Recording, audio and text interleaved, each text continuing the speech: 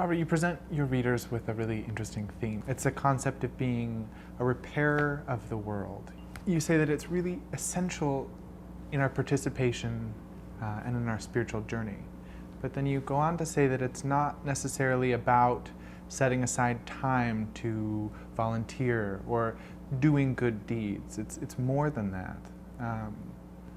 Can you explain that? What do you mean by being a repairer of the world? It's a really important question, in part, I believe, because it's a question about our consciousness as spiritual people. It's also a question about the ethics of how we live in the world, that we're not isolated individual people, that there is a sense that we're made for oneness, for togetherness with the rest of humanity, with creation, with God, with the divine. And I love the Jewish phrase of tikkun olam, which means to be a repairer of the world. And in some understandings of that phrase, you hear people talk about our actions having an effect on the world, that what we do actually impacts the universe. It impacts God, and so we in turn become involved in expanding divinity.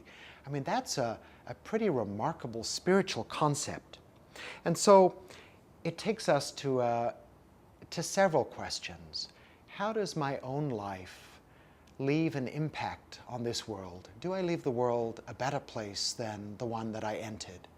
Is there a footprint that I leave in the world for people who I don't even know, for perhaps the care of creation itself? It invites us into questions of how is the joy of our spiritual life part of this capacious, imaginative God who really cares for every part of creation and who asks us, who invites us to be co-creators, to be healers, to be repairers of the world and of the universe. I believe it involves reshaping our boundaries, our hearts, and all of that comes when I start to understand that my life is connected with yours, that in seeking happiness for all people that the Dalai Lama speaks about so beautifully, what I do in my small part of the world becomes intricately involved with what you do in your part of the world.